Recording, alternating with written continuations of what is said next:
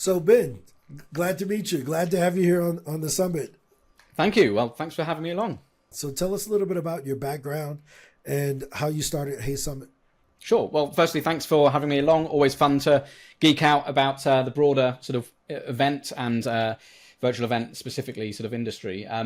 There's a lot going on, especially since COVID, and it's not showing any signs of slowing down, which is keeping us all, I know you're involved in that sort of industry as well, and it's keeping us on our toes. But for those who haven't come across Hey Summit before, we're essentially an all-in-one platform that really helps you set up and execute successful virtual events. And in fact, it doesn't necessarily have to be a virtual event. We also support in-person, hybrid, and pretty much any event you can dream up, whether it's a one-off webinar through to a multi-day, multi-speaker kind of extravaganza.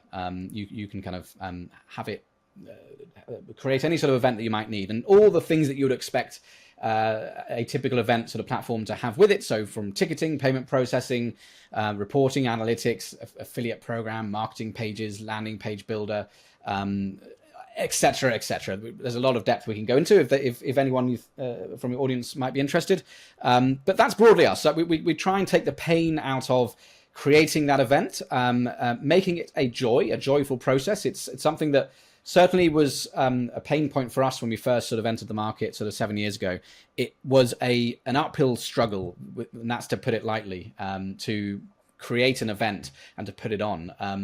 And so, yeah, just in our small sort of way, we want to make it an enjoyable but effective process, so that you're encouraged to repeat and rinse, or rinse and repeat, but the right way around, and put on those sort of frequent events. And I think that, just to tail off that sort of intro bit there, I think that's the opportunity that I think is key here, which is putting one event on is great. You're probably doing more than most, but getting into the habit to put on more frequent ones is really what matters, to sort of create that flywheel marketing sort of impact.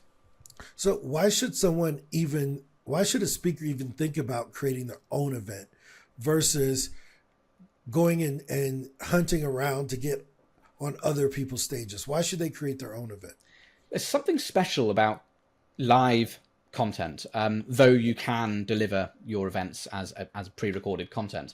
I guess the analogous sort of link here is maybe podcasts and sort of that long form sort of broadcast medium, where it's almost unrivaled. You even though in podcasts specifically, you don't sort of have that connection with your audience, and yet they build a connection with you. They get to kind of understand you, feel you, and understand where you're coming from, and get to sort of appreciate things on a level that you just wouldn't get in sort of almost every other medium: blogging, social media, email, etc.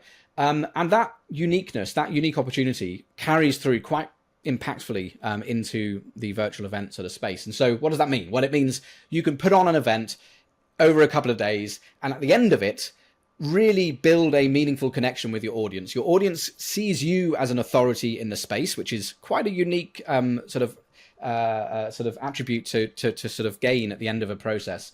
And that authority can then lead you into many sort of other areas, whether it's building partnerships with your speakers, whether it's promoting a product that you just launched.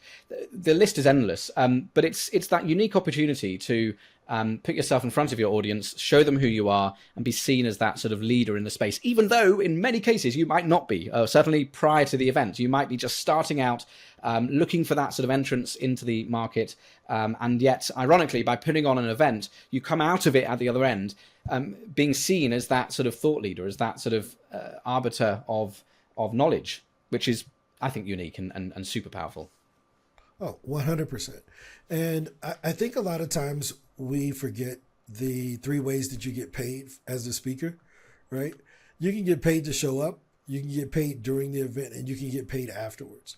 And a lot of times most speakers are focused on just getting paid to show up. They've never thought about throwing that entire model away and becoming a producer, right? And I think that what you guys do allow them to. So I'll tell you a funny story. I love comedy. I mean, every comedian I listen to comedians all over the world that most people have never heard of. And one of my dreams years ago, I used to produce live events. And I said, one day I'm going to do a comedy show with my favorite comedians, and I'm going to be on stage with them.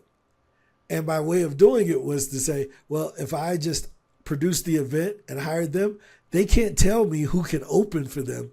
It's my event. I'm going to open for Dave Chappelle and, at the time, Bernie Mac and all of these people, but it's going to be my event. So they can't tell me that I can't open for them.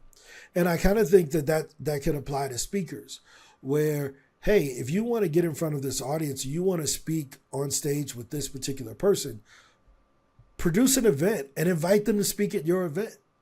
It's totally different. It is shocking, actually, how easy it is to create something that almost speakers find sort of difficult to say no to. Put on that event, as you say, produce the event, or even just the bare bones of it. I'm putting on an event on this date over these days. This is the theme or the topics we're going to be covering.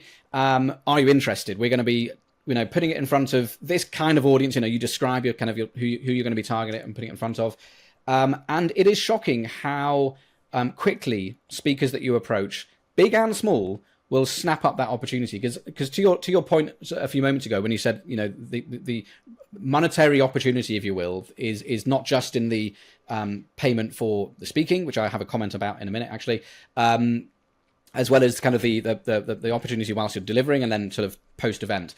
And for the best speakers out there and the successful ones, they know that's the real opportunity, is getting in front of an audience for free, essentially. That's really the offer on the table from the event producer to the speaker, which is, I've got a ready-made audience that I can put you in front of. I think you're going to be a great fit. In fact, I know you are, because we're specifically talking about subjects that you care deeply about. Would you like to talk in front of them on a subject that you already know back to front? It is a no-brainer. And that's the second shocking piece that I found in our years with Hey Summit, is the very, very small number of speakers that actually ask to be paid. So if you are considering putting on an event but you think it's going to be too expensive, I would just encourage you to sort of remove that thought from your mind. Of course, there is always one or two that just expect to and they need to, and you can swallow that, or you can just move on to the next speaker. But the vast majority see it for what it is, and not as that sort of quick cash kind of cow, and charging for that sort of speaking appearance. Yeah, I think the cool thing that you mentioned there is the referral.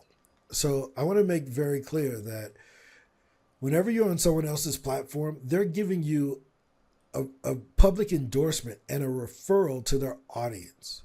So you're not like, now you're on the summit with us and we're introducing you. We're saying, hey, you all trust Ron and what he's doing, so you should also trust Ben and what he's doing, right? So that's a direct referral, meaning that the audience is trusting that I'm not going to let an idiot come onto our platform and promote them. So I've already done the vetting. I've already said that you were trustworthy, that your product is decent, that I believe that you can provide value to our audience. So I think we kind of discount it sometimes, especially when it comes to like going on a smaller podcast. Well, I don't want to go on that podcast. It only has 100 downloads. Well, that's 100 people that they're referring you to. And when you look at it through that frame, it's like, wait, if somebody offered me 100 referrals, I would take that tomorrow. That's what it is. For what is essentially or typically half an hour of your time, an hour of your time. And it's not really that much more when it's an event. So, yeah, don't be afraid to sort of encounter and or approach people, I should say, and ask them to speak, because it's such a no-brainer for most people concerned. So what have been some of the best pieces of value that you've gotten out of doing your own events, or watching all the other people that you've helped to produce events? What's the, like, some of the takeaways outside of saying, hey, we put on an event? What do they take away from that? Well, there's a few things here. On the one side, just forget that you can also geek out and be an attendee for a moment as well, especially if you're putting on a pre-recorded event, because you're not even having to turn up live and sort of be the host. But even when you are the host, you're there listening to that content. And so even if you just play the completely selfish game and say, do you know what, I'm going to put on an event and bring on 20 people, experts in their field. And even if I'm the only person that sort of learns from that, I'm going to become so much more of a sort of a savvy operator after that sort of few days of talks. That alone is kind of gold dust. So don't forget, it's an opportunity for you to learn from sort of your peers as well. So there's that. There's the obvious sort of building relationships and a dialogue with your audience, with your attendees. Now, if you're an established business or partway through, you will ordinarily have half of your attendees will be existing customers, because you want to get as many people turning up as possible. So you'll sort of promote it to your existing audience, your existing lists, and then maybe the other half will be kind of new audience from referrals, from maybe your speakers have been letting people know, maybe you've done some paid ads. So just remember that the opportunity is kind of two-sided with regards to your attendees, sort of maintaining and strengthening the relationship with your existing audience, and building a new conversation with that new audience. And that's a really potent sort of conversation, that sort of potent mix there. Then depending on your ticketing strategy, so the third sort of benefit, I suppose, is revenue. Now, not all events are paid. In fact, some of the most successful are not paid, because the conversion rates are just through the roof. You can get sort of 50% plus conversion rates of people landing on your Hey Summit event landing page and signing up to that free ticket. Again, to your point earlier about would you take 100 leads? Well, here you can have that in spades. You could have thousands and thousands of free leads. Yes, you're not charging up front for the event, but maybe the strategy is to upsell them later on, or maybe just to get them into your community. There's a whole sort of set of strategies there. So getting a huge sort of audience built up is an obvious benefit. And then if you do charge, I've seen people make hundreds of thousands in just a matter of days by selling tickets. Now we can talk about pricing later, because it's really depends on what your product is, what your content is, who your audience is, their willingness to buy, and everything else. So take that with a pinch of salt. I've seen people make a lot less and people make a lot more. It really depends on who you're targeting, etc. And then finally, I would sort of categorize the final sort of benefit as sort of partnerships, and sort of those sort of more corporate relationships, if you will. Partnerships is probably a better word. Corporate relationship sounds a bit arty-farty and sort of meaningless, I suppose. But the speakers that you bring on board, the affiliates that you bring on board, the sponsors that you bring on board, those are all opportunities for relationships, for partnerships.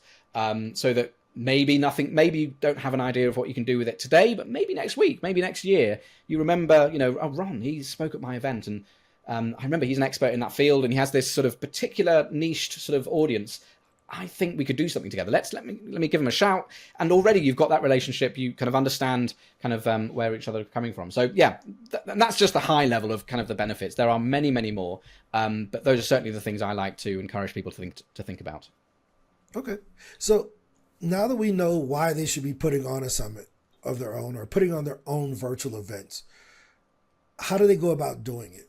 Is it a difficult process? Does it require a year's worth of planning?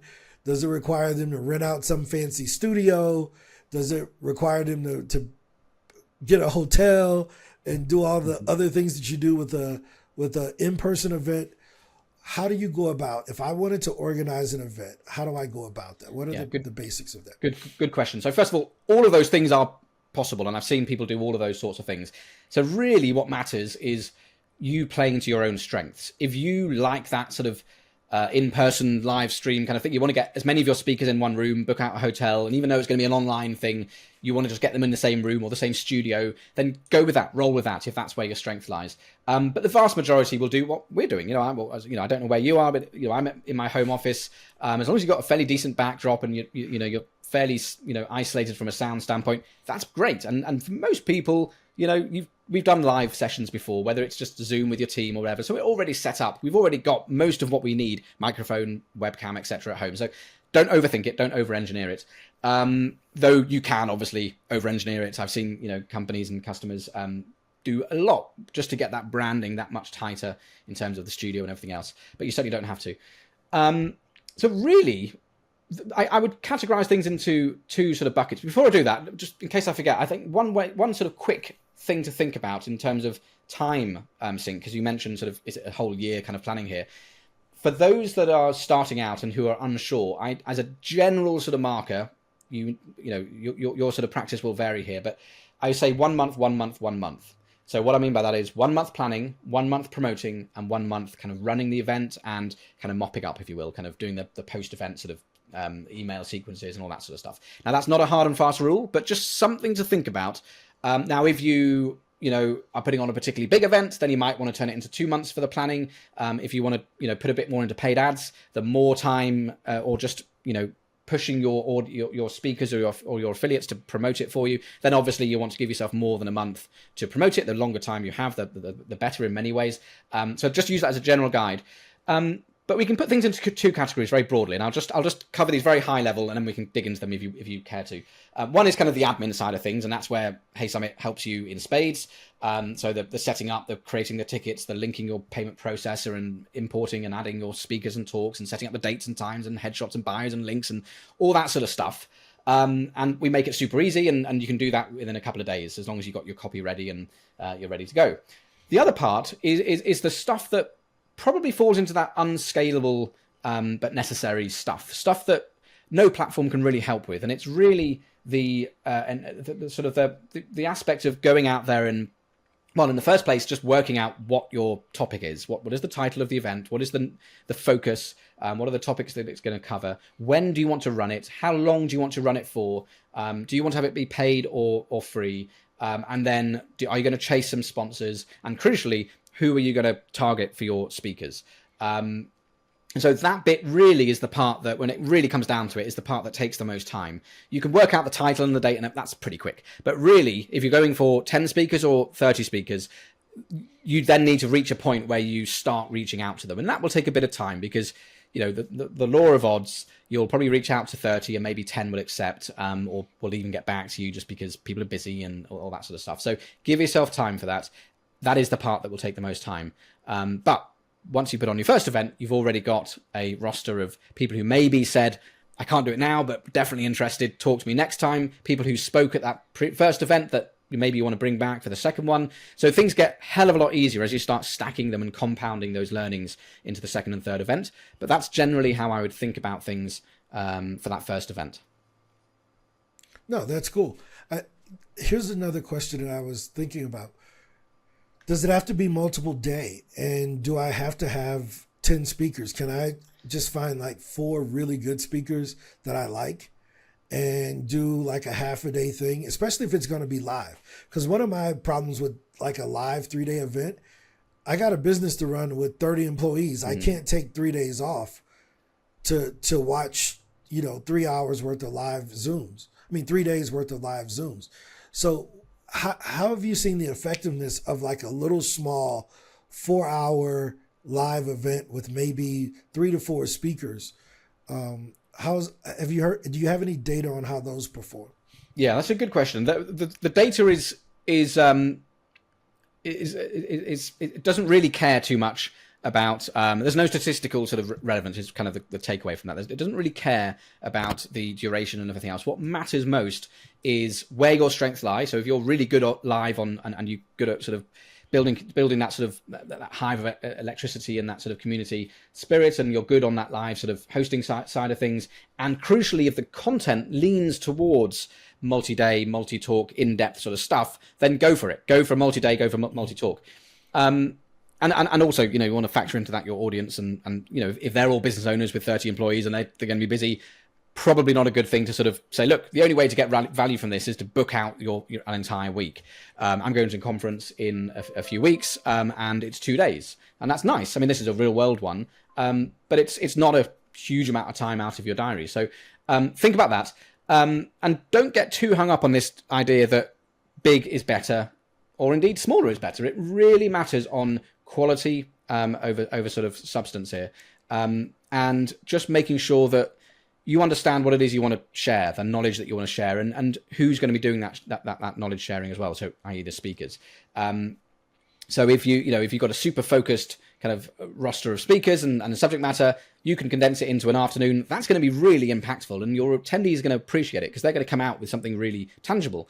Whereas if it's a slightly broader topic that maybe covers a bunch of different categories, from sales to marketing to this, that, and the other, then probably in that sort of scenario, you want to pad it out over a couple of days and maybe sort of have, Monday afternoon is all about marketing and Tuesday afternoon is all about sales. Because what you're doing there is, yes, in one sense, the event is multi-day now and it's technically long, but by bunching things together in themes, your attendees have the power now to pick and choose, depending on what they care about right now. If they're really stuck on marketing and they know enough about sales, they're going to turn up on the Monday, but maybe skip the Tuesday. And that's a nice way to kind of let people a la carte kind of bite size and dig into your event on their terms.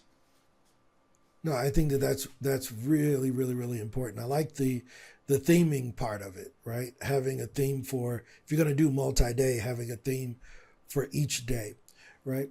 So how does someone use your platform? I mean, you've given us a lot of value and told us a lot about why we should be doing these events. Why should someone use Hey Summit? In short, because it can be a bloody pain and stress. I mean, it doesn't. There are other platforms out there. We'd like to think we're one of the best out there, but if you're not using a platform at all, let's contrast it to kind of the extreme alternative. It can be stressful. There's a lot that you need to do to piece these things together. When you factor in the fact, that you need ticketing, you need payment processing if you're charging for your tickets, you need a landing page, you need marketing and coupon codes and affiliate programs and sponsors and speakers, and then of course you've got the email sort of notifications and that sort of broadcasting side of things when talks go live, and the replays and chat and Q&A and all that sort of stuff. And quite frankly, that's not where you should be focusing your time. The better value for you is thinking about where that value is in the actual content itself, and making sure that you get that content right, the theming right. So are we going to be focusing on marketing and sales, or one or the other? Making that decision is far more valuable, because that will attract the right or the wrong audience. So yeah, I think that's kind of the first thing to think about. If you're not using a platform, be prepared for a lot of sort of grunt work to kind of piece things together. If you're using something like Hey Summit, then really it's just a matter of giving yourself a few days, and you just, click a few buttons, and within depending, if you already have the information up front, so if you already know which tickets you're going to have, I'm going to have a free and I'm going to have a paid. The free is obviously going to be $0. The paid is going to be $99. And then if you have 5 talks, and if you've got all that information already up front, you can literally set up an event and have it ready for people to start paying within an afternoon. So it's a super enjoyable and straightforward process. The bit that takes time is just where you don't have that information yet, where you're sort of working out how do I want to price my tickets, or maybe you haven't quite finalized your speakers yet, or maybe you're waiting for some sponsors to come through. Those are the bits that really delay things. But once you've got those in place, using a platform like Hey Summit is just a breeze. No, cool. A little bit biased, so but no, I mean, they're watching this on Hey Summit, so it's not as if they don't get the experience. They get to see how well put together this product, this summit was. So no, this is super exciting. I'm glad that you were able to come on and talk with us today to talk about the value of putting on your own event versus always relying as a speaker on someone to choose you. Nowadays, we got the power to choose ourselves. And you're not just stuck with trying to duct tape Zoom to Calendly to MailChimp to ClickFunnels to this thing over here. There are products and services like yours that are built for, this use case, that are specifically designed to allow you to do a live event, a hybrid event, or a virtual event. And I really appreciate it. Any closing thoughts that you want to leave the audience with? Yeah, I would just say that there's a bit of an emphasis that we've been making here around, look, if you're already a speaker, why not put yourself out there and put on your own event? There's a huge opportunity for all the reasons we gave. But that's sort of missing one sort of type of personality where maybe you've done a bit of speaking, maybe you haven't, but maybe you just don't enjoy being in front of the camera. Maybe you love sharing information. Maybe you're building a business, whatever it happens to be. Maybe you don't want to be in front of the camera so much. So just to sort of put it out there that putting on an event doesn't necessarily mean that you have to put yourself front and center. You can be a behind the scenes producer, putting on the event, pulling the strings, bringing people in, and maybe at most you might do a basic introduction. It doesn't have to be an interview style like you're doing now. It could literally be, and I've done this before, where you will spend 1 minute at the beginning of each talk just saying, hey, here's Ron. He's great for XYZ reasons. This is what he's got experience in. Ron, over to you. And then you sort of turn your webcam off, and now you're sort of writing notes or just geeking out watching the content yourself. So don't feel this is only an opportunity if you are super pizzazzy and jazz hands and sort of happy to be in front of camera and you're really good at corralling and bringing people together. Doesn't have to be that way. I've seen a lot of introverts, in fact, probably more than I see other sort of extroverts out there that seem to be very comfortable putting on an event because they actually realize they can be a little bit more behind the camera than they perhaps first thought. Well, I have a question for you. Sure. Do you consider yourself an introvert or an extrovert? Good question. I feel like I should be lying down on my psychologist's sofa. I think I'm probably I'm an extroverted introvert. To say I think my natural home is to be an introvert. I prefer just getting on with things and being behind the camera and leading things from behind. Obviously, internally within the company, I'm kind of front and center, but I'd much rather be at home or in the office versus kind of out, gallivanting all the time. But when I'm on camera, when I'm out there socializing, I switch into sort of extrovert mode, and I love it. But I it's all or nothing. I'm either super energized and sort of dynamic, or I'm not. And it kind of, I don't have the energy to do that every single day. So my natural home is to be an introvert. What about yourself? Yeah, I think you just described me, man. I mean, I help speakers to get on stage. I always like to say, if we were to look at a stereo system, there's the speaker and the amplifier. I'm definitely the amplifier, right? I'm the amplifier of the voice of other speakers because I think I can have a larger impact that way. So when I need to be out front, I have no problem with hopping on and doing interviews or talking about the work that we're doing, but I would prefer someone else did it. And so that's why I'm putting on the summit interviewing versus me actually doing a lot of long sessions of me just talking about what we're doing. I would prefer to have people like you who are experts in putting on virtual events or some other category so that we can amplify your voice, your expertise. That's my sweet spot. Love it. Yeah. Well, hey, man, I appreciate you taking the time to share with us today. How can they find you, whether it's on social or your product and service? I'm one of those annoying people that sort of takes from social media and doesn't give very, very freely. So probably a bit of a ghost town if you follow me on social. So probably the best place, just head over to heysummit.com and check out the products from there. We have fantastic pricing, I'd like to think. So check us out there.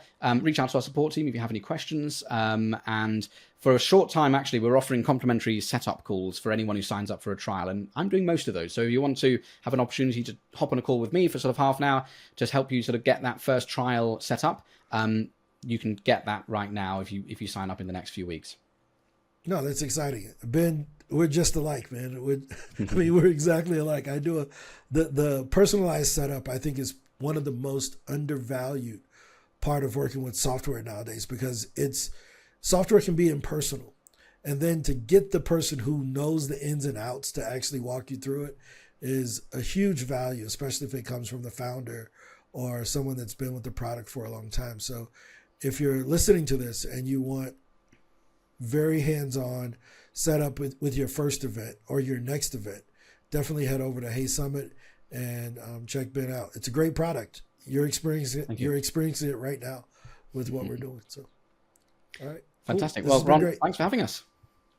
Thank you.